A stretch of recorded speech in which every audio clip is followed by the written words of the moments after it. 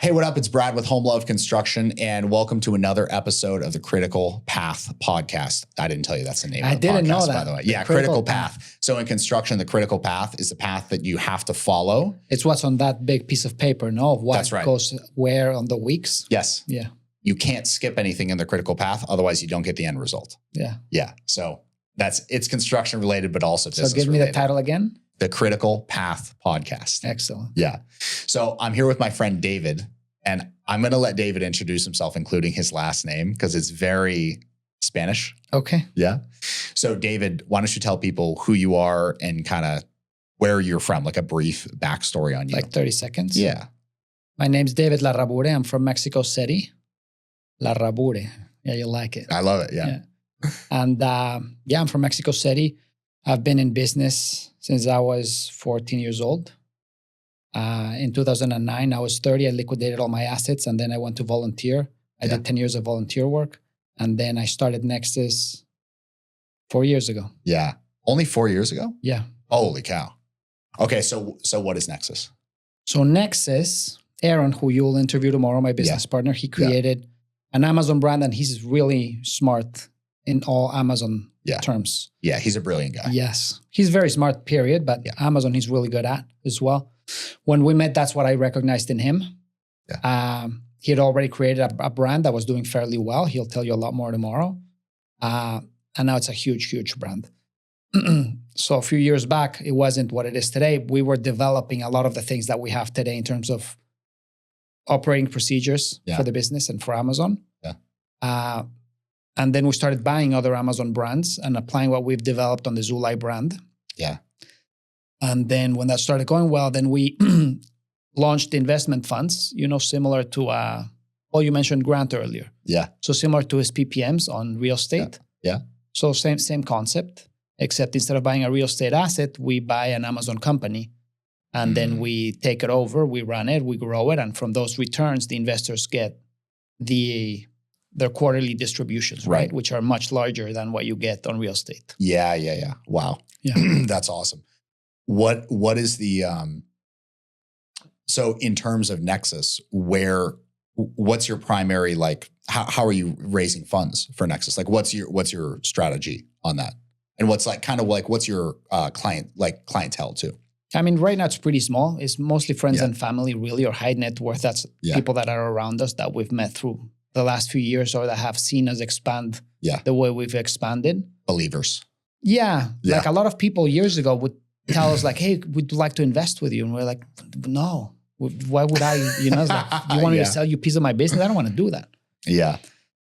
So anyway, so that kind of individuals around us, very successful, prominent people, and they want to put their money to work. And we've created a model that is very fun, and that's led to success, and it gives them great returns. So very fun. That's how we raise the funds. That's amazing, man. Okay, and so take me back 4 years ago. You're starting Nexus. Yeah. What's like, obviously so you create the business, whatever. What's like the first cycle that you did? Well, the first thing I had to do is when I met Aaron, I was telling you earlier, I knew nothing of Amazon, but I did pick up that he was smart and very bright in terms of Amazon. Yeah. And I could recognize that. And I said, hey, let's partner. Let's get together and let me learn everything that you know. Yeah. And then let me bring what I know in terms of finances or monies or whatever. I grew up in very prominent financial circles in Mexico, very wealthy families around me. Yeah. So that was kind of like my lifestyle since I was very young, and I started my own companies at a very young age. Yeah. So that was kind of the idea, right? Yeah. When we partnered, it's like, okay, how do we do it? What do we do? Okay, so 50-50. Okay, who does what? Yeah. So step 0 was basically good. I'm going to move to Clearwater. Yeah. I'll be there in a week. Yeah. And then I need to learn everything about Amazon because I know nothing. Wow. So that was step 0, was learning everything about Amazon. All I know is that you can buy things and they'll arrive to your house eventually. Yeah, exactly. Yeah. Dude, I'm like sitting over here dying. So we were talking earlier about Ari. So I have another episode of this with Ari where we talk a lot about design and kind of what he does. As you said, wealthy families in Mexico. The next time you see him, ask him about the party with the foam cannon. He'll probably die when you say that, but tell him I told you that and ask him about that. He has the funniest story, probably the funniest story maybe I've ever heard in my life. And to hear him tell it, it's like, you'll just die. I'll ask him. So I just had to tell you that before we keep going. Because I'm like, literally, he told me at dinner with his wife and my wife, it literally is like in a very quiet, like small white tablecloth restaurant. Yeah. We were just, I thought we were going to get thrown out of the restaurant. Well, we were laughing so hard. It was in a party in Mexico, I take it. Yes. Yeah. We throw good parties down there. Yeah. Okay. So back to Nexus. So you moved to Clearwater. You have to learn Amazon. What did you do? You like launched a product? Like how? Well, I was in the office. I was with Aaron with the rest of the staff. Yeah. Going through the motions. Yeah. We kind of like developed a bit of a sequence. I mean, by we, I mean him, because I had what sequence of what? Like, where do I start? I don't fucking know. Yeah. So, yeah, we just learned by doing what he was doing every day. Yeah. And then working with the staff themselves that already knew different areas. And then I started to pick that up from everybody in the organization. And then we started to kind of like codify all of it and organize it better. And oh, wow. Yeah. Okay. So part of your function was to basically take, and actually identify what are you doing that's working and what's the sequence in which you're doing. Because whatever you're doing is working. So capture everything that's happening down to the little details so that nothing gets dropped out. So you can then take those successful actions and kind of almost power change it into another company. Correct. Wow. And that was the first step. Do that. And then in doing that, Zulai started to grow. It was a very exciting time. And then around that time was like, okay, let's launch Nexus. Let's buy the first few brands that we did with our own resources. That was very exciting. Our first brand grew like 610% in 18 months. It was crazy. 600% in 18 months? 610% in 18 months. Ridiculous. It was insane. Sorry to round down. That's not a scalable. Yeah. Because it was both of us with so much attention units on that. Okay. It was our first baby. It was like our toy or game. Yeah. What was that first brand that you bought? Beauty supplements, health. Wow. Yeah. And just an Amazon brand, just a faceless Amazon brand that it has brands, right? So we own the brand. Yeah. But it was native to Amazon. It was launched in Amazon by a guy in Tennessee.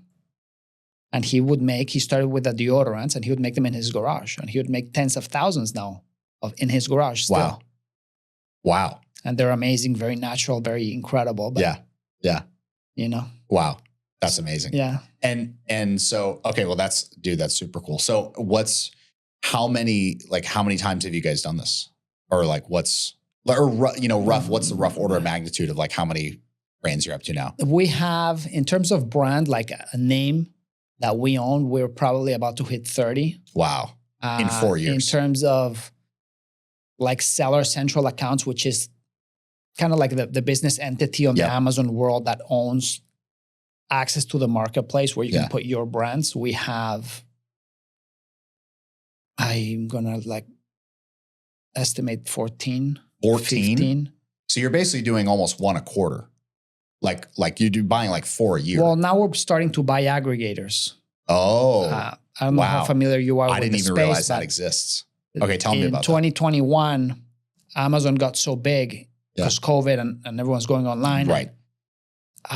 Wall Street money got very interested in it and they dropped $16.5 billion in the course of like a year and a half, mainly in our top 10 competitors, really. And so they started buying everything they could. They have unlimited funds. Yeah. Our biggest competitor raised $3.5 billion in a year and change. They went from nothing to $1 billion in 17 months or 16 months. In funds raised from Wall Street? No, in sales. Because they'd get the money and then they would go acquire all the Amazon sellers. Now they own the revenue. Wow. Most of our competitors, the big boys, are not doing very well. Yeah.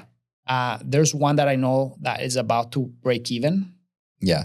After a few years, after a few years, of course, I'm not very in like present time with everybody nowadays. Of course. So there might be another one somewhere that's starting to do better, but for the vast majority, they haven't done very well and they've had a very, very rough time. So we're starting to buy them. Wow. Okay, so you're starting. So then that way you can do one deal, buy one company, but it has a lot more than Wow. One company, right? Wow. So when you look at doing something like that, how are you thinking about it? Because obviously you have a lot of policies and SOPs. How are you and you have your org board, right? That of Nexus that runs and you have people, I assume, that kind of plug into each of the existing companies. Do these brands and resellers come with their own staff typically, or is it kind of just the? They have their own staff. Yeah. But I fired them all. Yeah. I've kept That's one. kind of what I would expect. I've done. So you have to plug in your own person. To give you an example, the last deal we did a couple months ago is an aggregator. They had 24 executives. Payroll was around, a lot. Yeah. Like many millions. Yeah. But it wasn't really what we needed. And we've created training pools within our organization. So we always have resources getting trained in different areas. Right. And then they go handle areas of overwhelm. Very similar to like the way Scientology organizations work. Yeah. Where they send staff to handle areas of overload. Yep. So we have a very similar system. Wow. So when we acquire a company, we have resources in terms of personnel that know what to do in a lot of the areas. Yeah. And then you also have areas that are more centralized that you don't need to hire someone else to supply chain. Yeah. My supply chain department handles the supply chain for all the brands we have. Yeah. Wow. And if it needs more staff, they go into that department. Okay, so you have one this makes sense. So you have one, like your supply chain, like you just said. How many, like, let's say you have, what do you say, 30 something brands right now? Or is that right? How many individual brands or seller accounts can they handle with? You can put as many brands in one Seller Central account. Yeah. As many as you want. Yeah. But I guess the only significance of a Seller Central account is that you need to log in, right? Yeah. No, sure. So how many Seller Centrals account? Well, supply chain handles everything. Yeah. For every Seller Central account. Yeah. And for every brand. Yeah. But there's other posts that they, like, for example, a brand manager. Yeah.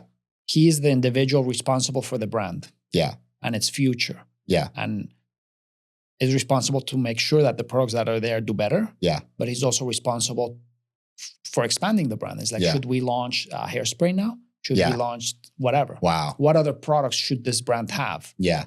There's a whole technology to do that, and right? But that's a brand manager.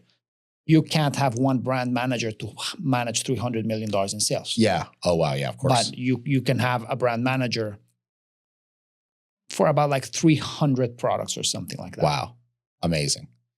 Okay, this makes total sense to me, because I'll give you an example in my business of kind of what's similar is the way that most construction companies work is the project manager handles all the logistics of completing the project, like everything from the permit to the, maybe not applying for the permit, but all the inspections. So that's your brand manager.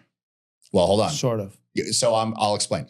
Kind of, but you'll see where I'm going with this. So for most companies, they handle all of it, right? Like the logistics of making sure all the subcontractors are lined up, making sure they're under budget, negotiating with the subs, getting all the materials ordered, making sure the materials arrive on time, all that. And then also handling the job site in the physical universe itself. Okay. And they're usually responsible for quality. In our system, our project managers receive a package of a pre-planned projects with all the materials already either ordered or a purchase order just ready to say, hey, send me an email to pull the trigger on this purchase order, and it's done and it'll be there in X number of days. And then they get a list of the subcontractors with signed agreements for every piece of that job, where they then just have to run the script. They make the schedule, the critical path schedule, right? Yeah. And they just have to run the schedule and keep it on time. That's awesome. So then the product of the project manager is speed of completion. We simplify their product down to just that. So for example, my department 11, right, that's where our planners live, like our project planners. Those are the people who get all the subcontractors lined up. That's a completely remote. Yeah, so that the production division can just focus on production. Yeah. These guys put everything in place so they can just rock and then they just, boom, just knock it out. That's exactly. Awesome. So that department, right, it's completely remote. And I actually have a rule that we're not allowed to hire in-house for that. The reason that that's the rule is because that department can, in theory, administer a job site anywhere on the planet. Oh, wow. Right? Yeah. So similar to how your logs, like your logistics people can handle Amazon brands from wherever, right? They just service all of them. I'm trying to build this the exact same way where whatever doesn't have to physically be there, like basically I want it to be 3 things have to be there on site. The estimator, the guy who goes and sees and prices the job, the project manager, and then we also in our quality control division, we have inspectors who inspect, in construction, there's the building departments, they do their inspections, but they only inspect a building code. They don't look for quality. Okay. They don't tell you whether it's a quality job or not. Right. So we have to actually have a separate division of somebody who's not interested in, like they're not a production terminal, they're an inspections terminal. Yeah, that it's up to par with what you want to deliver to your client. To my standards. Yeah. Like literally Brad's written checklist of the floor is flat within 1/8 of an inch over 6 feet. Like things like we've got 200 specifications that have to pass 100% or they go back and redo it. That's awesome. Yeah. So, and the project manager can't go to his next step until he gets 100% passed. There's 5 places where we do an inspection and they have to be 100% at all those places. Wow. So anyways, just those 3 functions have to be physically there wherever we go. So I'm setting it up to be like, okay, we want to launch to Orlando. A 3-man team can go to Orlando and not even the inspector can actually drive from here to Orlando. Right. Then I just have to get a company vehicle, which is fine. But 2 people, project manager, salesperson, boom. And now we have Orlando. And the rest of the company still operates here. Everything as usual, right? Normal procedures. Yeah. But we can now start to handle further out areas. Distance, yeah. So what you're saying is very real to me on how you build a system that works and then you can just start putting more flow through it. Right. Yeah, that's genius. Yeah. Yeah, it's great. Yeah, I mean, you figured it out too.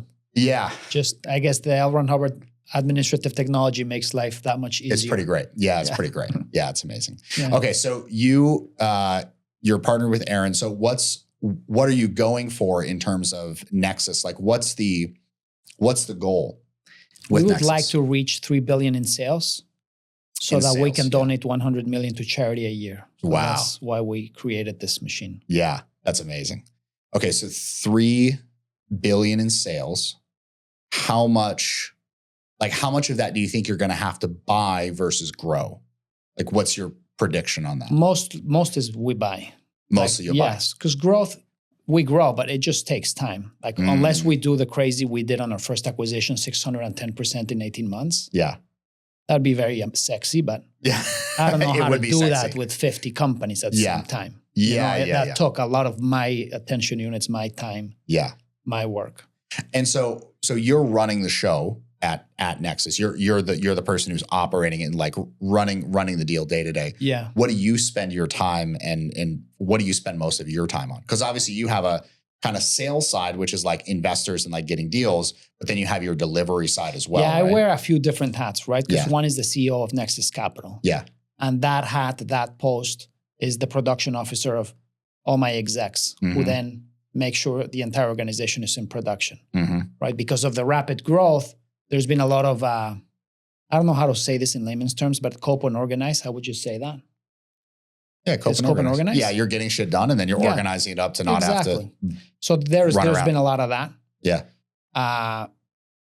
To the degree that we've had more and more able staff on post, probably had it. It's been less, but still the growth is so much that it just, there's not enough. This is so staff. real like to me. We hire.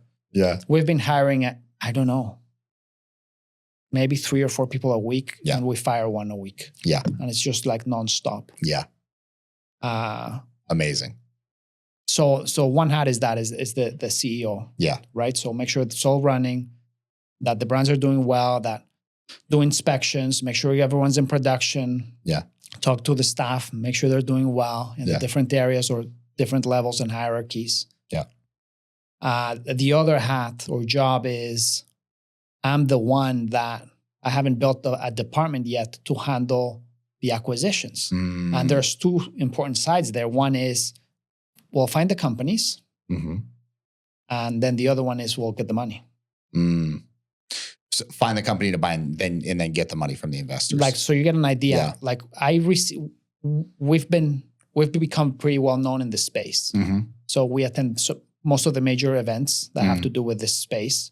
And I receive between 15 to maybe 35, maybe 40 in a good week offers of people wanting to sell their company to us. Really? So every week. 15 to 40 a week? Yeah. Whether that's an individual that knows about us and is like, hey, I'd like to sell to you guys. Yeah. Or a broker. We know all the brokers in the world. We're very good friends with most of them. Yeah. And we have incredible relationships. So whether it's a broker or it's an individual, we get a lot of deals come in. And then that goes through a process. But at some point, it really starts to take up my time to like start evaluating what we want, what we don't. Then I'm the one that goes into the talks or the Zooms or meetings with the founders or owners of those companies or CEOs if it's an aggregator. Yeah. And then I'm the one that does the negotiating. Yeah. Right. And that's a whole process in itself. Yeah. Because it has to fit a certain criteria and certain parameters in terms of the numbers. Otherwise, it's not good returns to the investors. No deal. Right. Yeah. So it needs to be kind of like win-win for both. Totally. You know, like when we find that formula where the seller is blown out, he's winning, and we're blown out and we're winning, then we have a deal. Wow. So it takes quite a bit. I need to see like a few hundred deals to find one that we like. Wow. So, damn. So right now you're saying that that's a hat that you kind of need to take off in order to continue expanding. Well, at some point I'm going to have to turn it over, right? Yeah. The thing is like money's limited. Right. There's no unlimited amounts. Yeah. Dude, so that's so funny. There's, we just went through and I reviewed all of our like basic, what's the base viability line for all of our stats. I went through all the major stats in the company, like what's currently viable based on current targets, right? And our current workload. And I was looking at one, it's for our DIR payables, our director of payables, like the person who disperses money. And I was like, man, I'm like any post that sends money out, I'm just like, oh man, like putting a viability line on how much they should send out each week is such a fucked up concept. Yeah. That it's just, so I imagine you're running into the same thing of like, hey, we can't be spending money on stupid deals that don't make sense. Right. So that's why it's you have like iron fist. I can tell you have like iron fist of control on that because that's how you make sure that every deal wins and you actually return to your investors. Also I was also staff, you know? Yeah. Like because I do so many hats. Yeah. Well, to put someone there to do that hat, I will at some point, but do I do that instead of like those 3 other hats over there that need to be done? Yeah. You see? Right. Yeah, no, I'd rather hold this hat and I'd rather put those 3 other guys over there to do those hats. Right. So I can keep buying more companies because I can keep doing these hats. Yeah. And I've gotten used to sleeping 4 hours a day, so it all works well so far. But that's what I meant. Like, you know, money is not unlimited. Yeah. Like, yes, we're growing. Yes, cash flow is crazy. Yes, they're bigger and bigger numbers, but still, you have more and more people. Payroll starts getting chunkier and chunkier. You've seen it yourself. You've scaled like crazy. Yeah. You know, where you would spend $100,000, now you might be spending a few million. Yeah. You know? So. Yeah, for sure. Yeah, there's a really good book by this. Well, it's a good book if you like, you have to take kind of a certain like mind, like take it with a grain of salt, but it's called How to Get Rich by Felix Dennis. The guy, you know, kind of questionable ethics, but there's some really good data in that book, like amazing. Nice. And one thing that he says in that book is that overhead walks on 2 legs. Yeah. So it's like, it's the thing that people run into. So I had this partnership with another construction company probably 3 years ago. And what my game plan was, I guess maybe it was like 4 years ago now, because we're in 2025. My game plan was I'm going to turn Home Love, that's our business, by the way, Home Love Construction. So I'm going to turn this into a sales and marketing machine, and we're just going to sign a contract and then ship it off. We're going to take our cut and we're going to ship it off to this other company to deliver it, right? I'm like, this is going to be great. Yeah. Because I'm so good, because we're pretty good at sales and marketing. Like it is definitely our strong suit. Okay. And I'm like, okay, I can do that all day long, hire a bunch of salespeople, get my marketing really going. Someone else builds. Someone else takes care of it. Yeah. that went about as well as you can imagine it would. Based on your actual business experience. Anybody watching is probably like, that's a great idea. Yeah.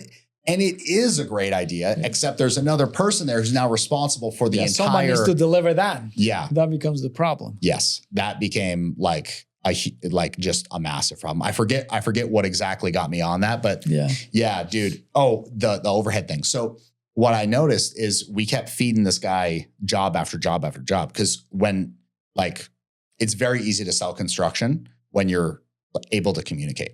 So I just got salespeople who could communicate easily. And so they're like, boom, 200K contract, 100K contract, 300K contract, just like one or two a week. Wow. And this guy, the biggest company, I didn't ask the question, hey, what's the biggest? What's your ceiling? What's the biggest company you've ever run? And what's the biggest job you've ever done? Yeah. Turns out this guy's never done a project over 6 figures. And his company max has been like 500K, like biggest year with him doing the work. So you overwhelmed him in 3 months. Oh, this guy's head explodes. I probably overwhelmed him in 3 weeks. Wow. And so he starts just hiring people, and it just got crazy. And then that kind of just exploded and just luckily, and then I had to take it back, and I'm like, okay, well, now we got to figure out how to get these done. Yeah. Oh, and we got to get them done without the money that we gave this guy, because that's gone. Right. So we figured that out. That actually went out. It came out fine. Me and my dad just called in my dad was very involved. I've put him in. He's basically like semi-retired now, which is great. He just gets his owner distributions, and that's awesome. He gets to be a full-time grandpa. But we called in every favor we had and handled the situation. Yeah. But then I'm like, okay, now we got to figure out, how do I actually handle this thing? Yeah. Yeah. How do I get this done and do it, scalably? And then that's what I went to, like, okay, what are the pieces of it? And really having the organizing board. That's what I told you is, in 2022, I learned what an organizing board is. And I actually created an organizing board. The first one was so screwed up. But then I started refining it and seeing how. Wasn't it so exciting when you created? You felt like you probably deciphered it all. I was like, the Holy Grail. The Holy Grail. Yeah, there we go. Like Da Vinci Code cracked. Yeah. And that's by you. Yeah. Yeah. And that's the best when you did it. Yeah. Yeah. Yeah.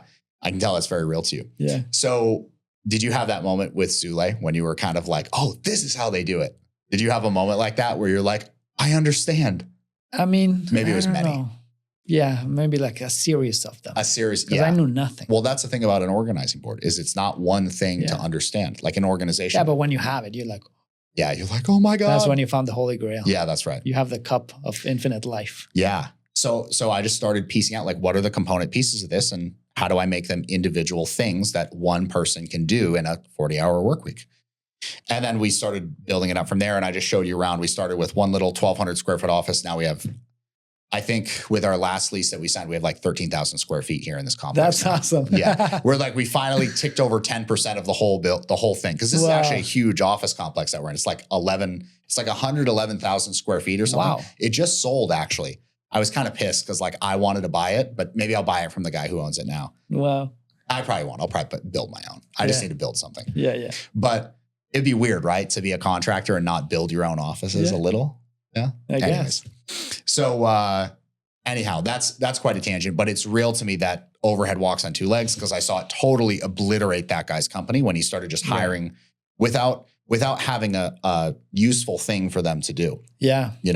So how do you handle, you said you're hiring 3 to 4 a week. That's very real to me. We're at a very similar clip here. How do you handle like your training pool and how would you advise somebody who's small to set that up? If you can cast yourself back to just starting to little companies, it can be very unreal to establish, I can always have people in training. Like I'll have to take you over after this because now we're talking about it. Yeah. We have, how many people do you guys think we have in training? Like 12 or 14 right now today? We have 12 the room's full. We have 12 or 14 people in our classroom training right now. Wow. Yeah. Like they're not on post. Haven't even arrived to post. They're just in training. That's awesome. Yeah. So that's very real to me.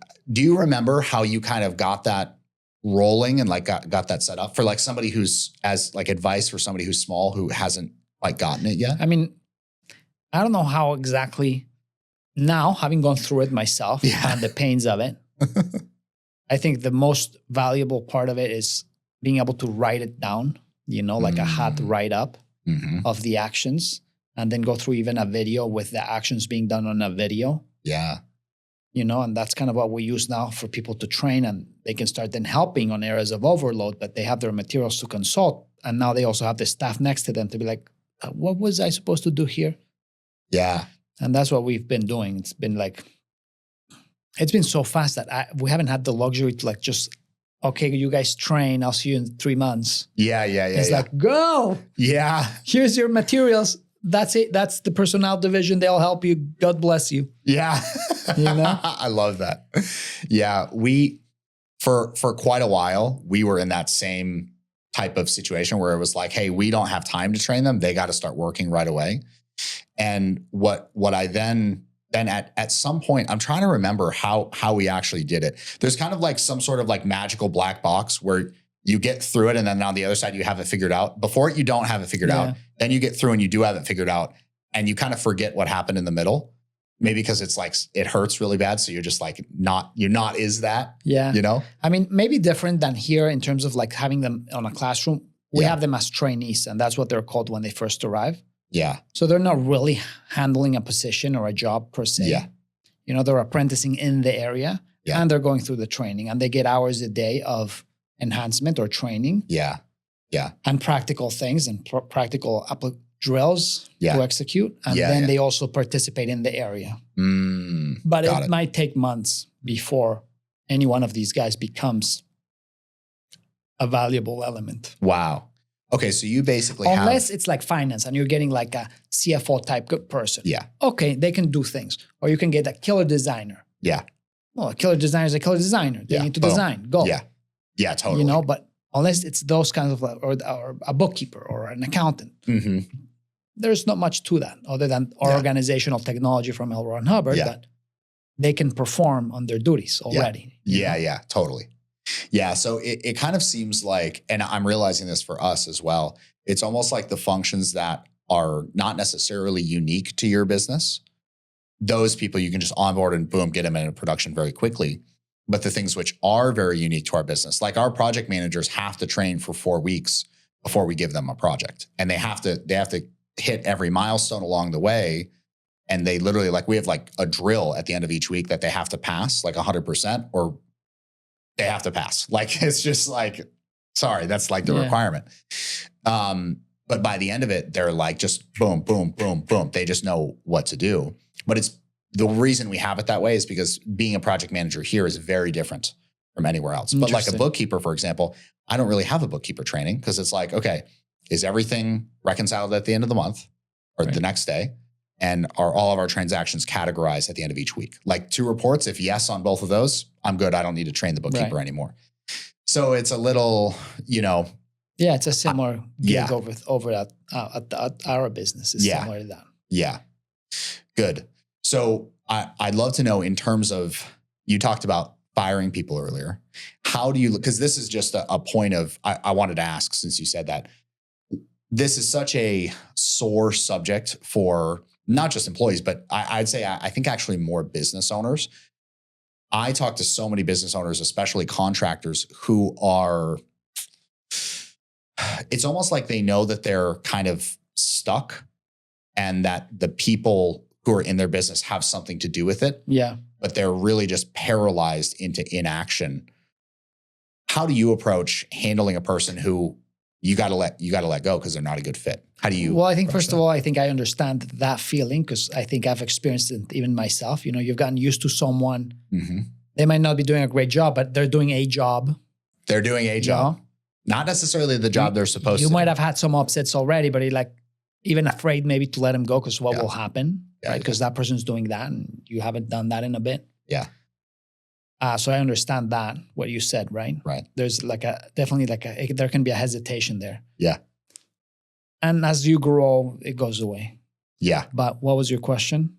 Well, when you're little, like when it's a smaller business, like most contracting businesses are between 3 and 6 employees. Okay. Yeah. Just for context.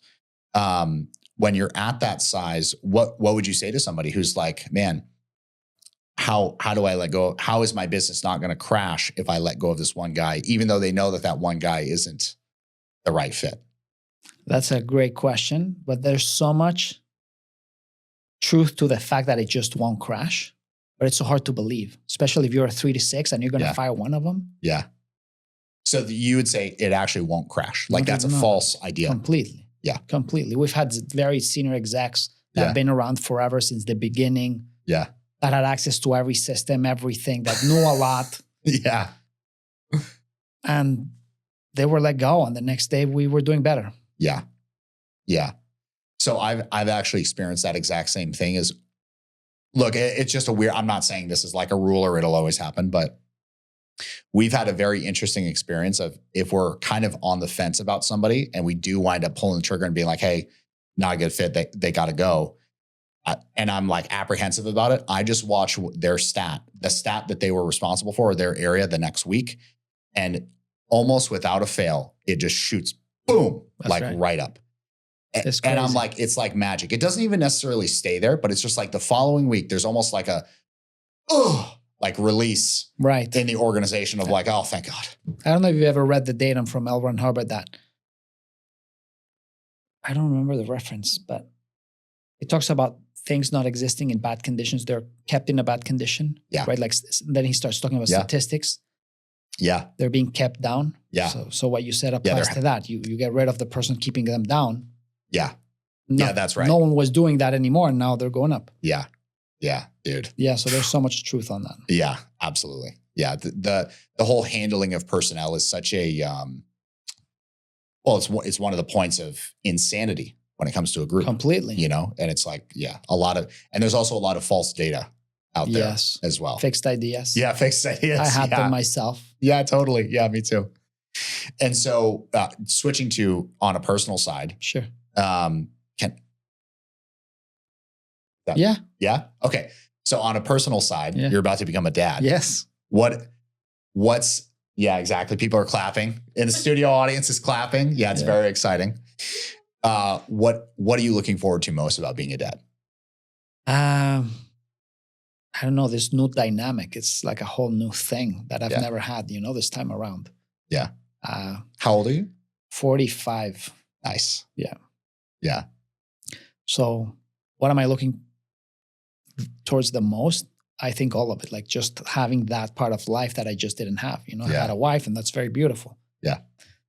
Before when I didn't have a wife, it's like you gain this new part. You at some point didn't have a wife. That's right. Now you have a wife. Yeah. Well, I had a wife, then I didn't have a wife, then I had a wife again. Oh, there you go. But at some point you didn't have a wife originally. Yes, it's right. Yeah. So I don't know. I'm very excited to just meet her and see what she's like. And oh, it's a girl? Yeah. Oh, dude. Yeah. And get to grow with her and be with her and, You know what's funny is a lot of people, when I had, because I have two young girls, when I was, when we were pregnant with our first one, Penelope, a lot of people were telling me and my wife of like, get ready. Life's going to become a lot harder. It's going to be so hard. Like there's so much like people give you the idea that it's going to be really tough obviously there are situations that are tough, dude. There's situations that are tough if you have a dog or cat. Or you have nothing. You fall down, you break your leg. It's tough. Yeah, that's tough. Exactly. But I honestly, man, I have not experienced that like at all. Like it's literally just been a completely beautiful experience, like nonstop. And I think it's because I don't have any expectations of my kid. Like I'm just saying, what's true for me personally is like, I don't have an expectation that they're going to do something for me or like be a certain way. It's just like they are them and like I'm responsible for them. And it's really cool to be able to be responsible for somebody else, like in such a greater, because like you're responsible for your employees, but you're way more responsible for your kids than your employees, obviously. Yeah. It's a great game. I'm glad you're. Yeah, I'm looking forward to it. Yeah. And I have it's going to be fantastic. It is going to be so good. Yeah. Yeah. Are they, so in the house, Spanish or English in the house? Both. Both? I mean, most of the staff in the house speak Spanish and English. So. Very good. Yeah. So they'll just be boom, boom, boom, boom, back and forth. Yeah. Good. I love that. Yeah. Dude, so we'll probably wrap here. Any last things that you'd want to say to, anybody who's watching? I mean, rock and roll, whatever that decision is or that idea that you have, just go do it. Yeah. There's something like a lot of people have approached us through our career about Amazon, right? Because they've seen the growth.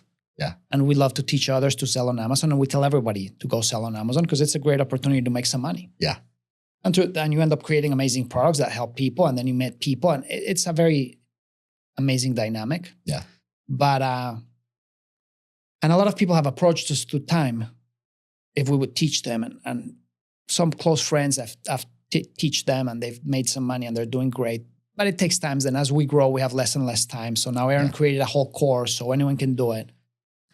But